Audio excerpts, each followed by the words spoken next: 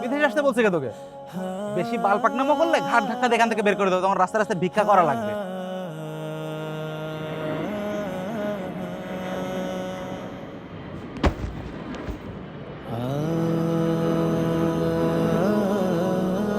কাঁদিস নে বাবা, আমাদের দোয়া ও ভালোবাসা সবসময় তোর সাথে থাকবে। একদম চিন্তা করিস না, আমরা ভালো থাকবো দেশে ইনশাল্লাহ। এত ভেঙে পড়লে চলবে না, মনকে শক্ত করো। আমার যেতে মন চাইছে না বাবা। আমারও তো মন চাইছে না তোর বিদেশে যেতে দিতে। পারিবারিক অবস্থা তো ভালোভাবেই জানিস, অনেক কষ্ট করে এগুলো জোগাড়যন্ত্রী করেছি। কষ্ট পাস না রিফাত, আমরা আঙ্কেল আন্টির খোঁজ খবর রাখবো। আর তোর সাথে তো যোগাযোগ থাকছেই। আমার আবার কষ্ট কিসের? বাড়ির বড় ছেলে হয়ে জন্মেছি, অনেক কষ্ট করতে হবে, অনেক পরিশ্রম করতে হবে, এটাই তো স্বাভাবিক। তবে কষ্ট কি জানিস, যদি আজকে বাবা মার কিছু হয়ে যায়, আমি সে টাকাটাও দেখতে পারবো না। ধুর পাগল, এসব কি উল্টাপাল্টা চিন্তা ভাবনা করিস? আমরা তো এখানে আছি নাকি? আঙ্কেল আন্টির কিচ্ছু হবে না ইনশাল্লাহ। তুই বিদেশে গিয়ে ঠিকঠাক থাকলেই হবে। ফ্লাইটের সময় হয়ে যাচ্ছে, তুই রওনা দে। ঠিক আছে, ভালো থাকবেন আপনি।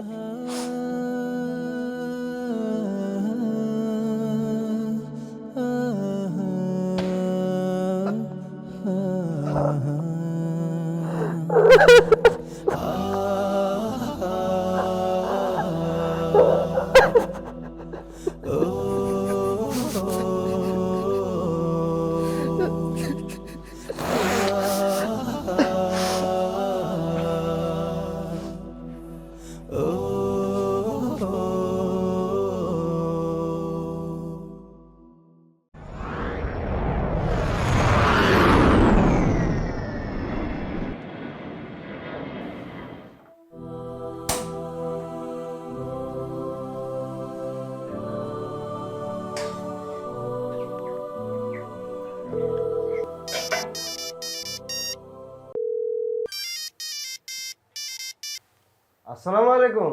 ওয়ালাইকুম আসসালাম। হ্যাঁ আব্বা, ভালো আছো? আলহামদুলিল্লাহ, আমি ভালো আছি। তুই ভালো আছিস তো? এই তো আছি আলহামদুলিল্লাহ। রাত্রে খেয়েছিস? না, এখনো খাওয়া দাওয়া করিনি, খাওয়া দাওয়া করবো। এই মাত্র বাসায় আসলাম, রান্না করব, তারপর খাওয়া দাওয়া করবো। এখন তো ওখানে রাত 10টা বাজার কথা। অনেক রাত হয়ে গেছে, খাওয়া দাওয়া করিসনি এখনো? কি করছিলি এতক্ষণ?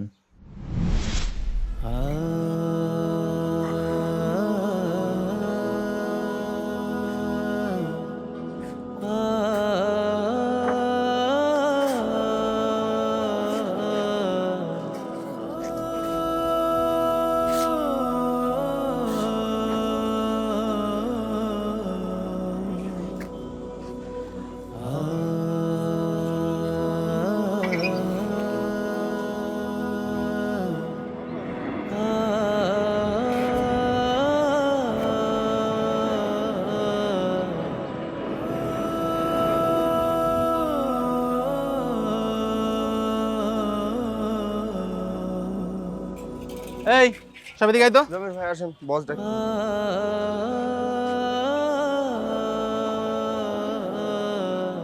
কপিল বলেছে 1 তারিখের ভেতরে কাজ শেষ করা লাগবে। স্যার 1 তারিখের আগে কিভাবে কাজ শেষ করা সম্ভব? সেজন্য এখন থেকে রাত 10টা পর্যন্ত কাজ করা লাগবে। স্যার সারাদিন কাজ করে রাত 10টা পর্যন্ত কাজ করা তো কোনোভাবেই সম্ভব না স্যার, সবাই অনেকক্ষণ ধরে কাজ করছে। তাহলে দেশে ফিরে যা। বিদেশে আসতে বলছে কে তোকে? বেশি বাল পাকনামো করলে ঘাট ধাক্কা দিয়ে এখান থেকে বের করে দেবো, তখন রাস্তায় রাস্তায় ভিক্ষা করা লাগবে। এখানে কাজ করতে হলে আমার অর্ডার অনুযায়ী কাজ করা লাগবে। কথা বোঝা গেছে?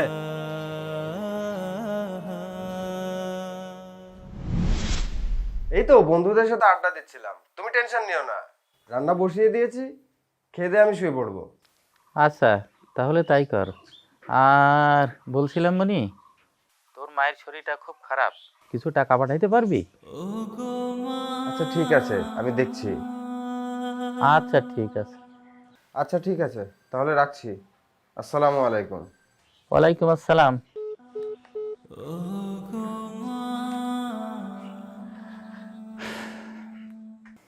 Yeah, Mr. Harry, how are you?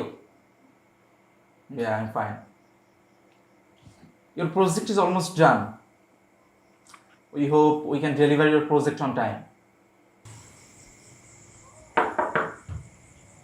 May I come in sir? Okay. Oh, sure.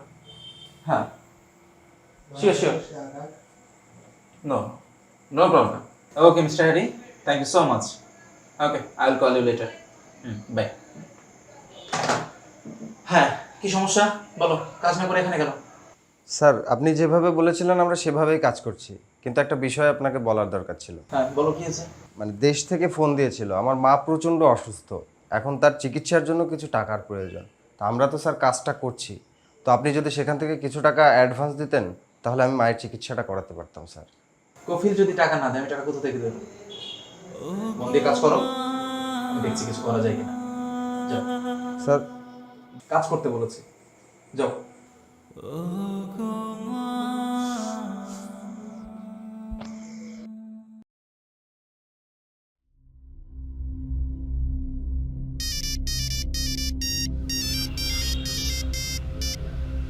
হ্যাঁ হ্যালো ওহি। রিফাত, রিফাত রে, কি রে তুই কাঁদতেছিস কিসের জন্য? সব কিছু ঠিক আছে তো?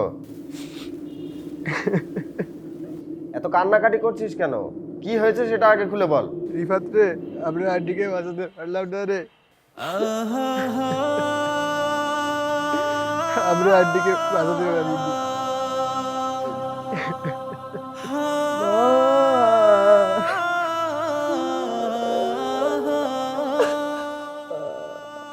এভাবেই শতকষ্ট বুকে চাপা দিয়ে নীরবে কাজ করেও প্রিয়জনদের মুখের হাসিটা শেষবারের মতো দেখা হয়ে ওঠে না। বুক ফাটা কান্নার আওয়াজ আর হৃদয়ের হাহাকার যেন কখনোই শেষ হবার নয়।